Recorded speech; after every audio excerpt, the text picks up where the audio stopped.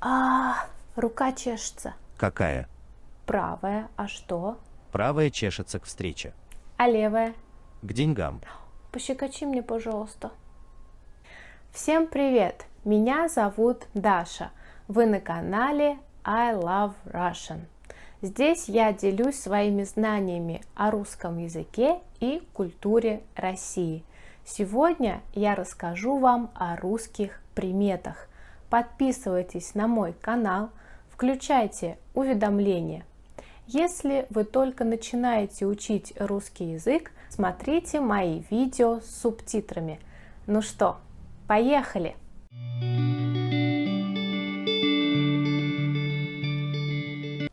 Сегодня я буду часто говорить слова примета, хорошая примета, плохая примета, верить в приметы. Итак, русские верят в приметы? Я думаю, что лет 30 назад мы верили в приметы больше, чем сейчас. Кто-то верит только в хорошие приметы, кто-то совсем не суеверный, но поступает так, как предписано. Например, я знаю людей, которые не верят в приметы, но если они собираются уехать куда-либо на долгое время, они обязательно присаживаются на дорожку.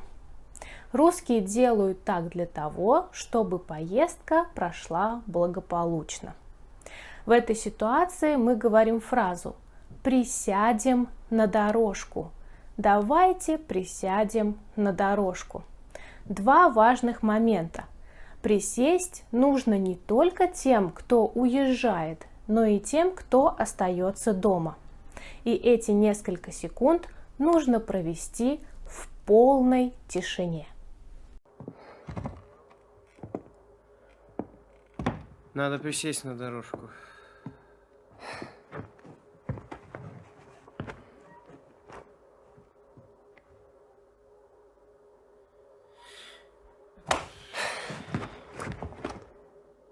Давайте поговорим о других русских приметах. Их очень много, поэтому я решила разбить их на несколько групп. Сегодня мы поговорим о следующих приметах.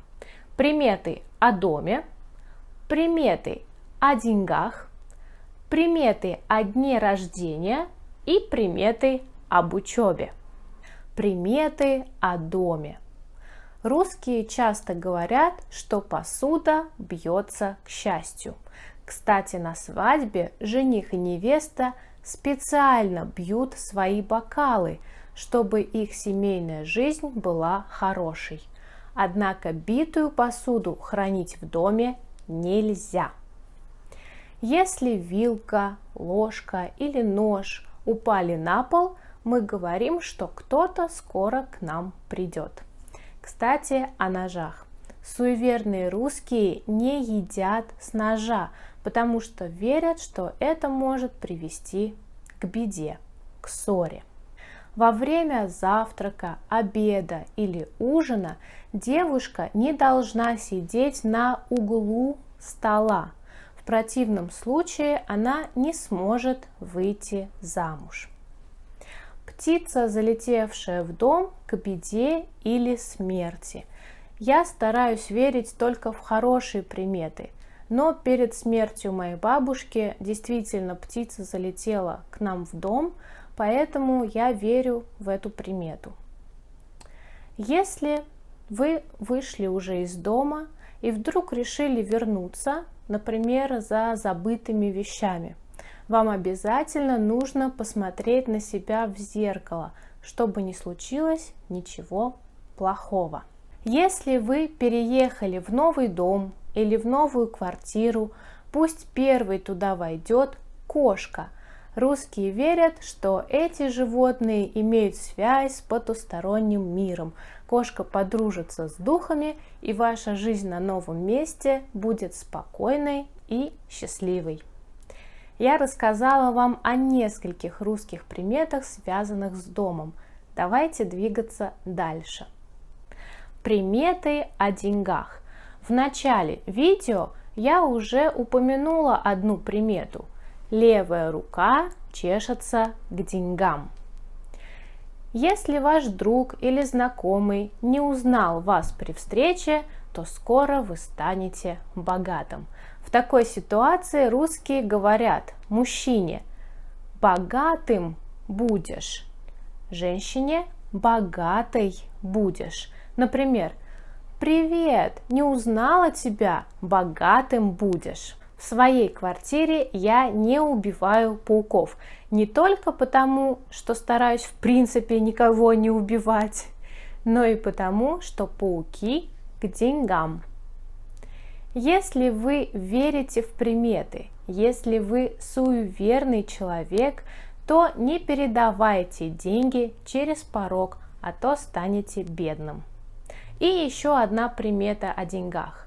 В своем видео How to be polite in Russia я рассказывала о том, что свистеть в доме нельзя, иначе денег не будет. Кстати, это видео вы можете посмотреть по ссылке. Приметы о дне рождения. Русские не поздравляют именинника с днем рождения заранее.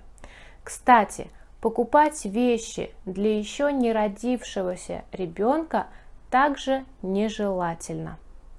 Не только на день рождения, но и на любой праздник лучше не дарить ножи и часы. Такие подарки к ссоре, разлуке или неприятностям. На моем канале есть видео Flower Traditions in Russia, где вы найдете очень важную и интересную информацию о том, что нужно знать, если вы решили подарить кому-либо цветы. Приметы об учебе. Я думаю, каждый из вас когда-либо сдавал зачеты и экзамены. Сейчас я хочу рассказать вам о русских приметах, которые помогают получить хорошие результаты. Хотя у нас в русском языке есть пословица «на Бога надейся, а сам не плашай», которая означает, что результат зависит не столько от удачи и судьбы, сколько от ваших усилий. Итак, примета номер 1. Не мойте голову перед экзаменом. Если вы помоете волосы, вы забудете все, что учили. Примета номер 2. Ночью перед экзаменом откройте свою зачетную книжку, высунете ее в окно и прокричите: «Халява, ловись! Халява, ловись! Халява, ловись!» Примета номер 3. Если кто-то пожелает вам удачи и скажет «ни пуха, ни пера», ответьте ему: «к черту». Ну, я пошел до низа. Ни пуха, ни пера. К черту. И еще одна примета.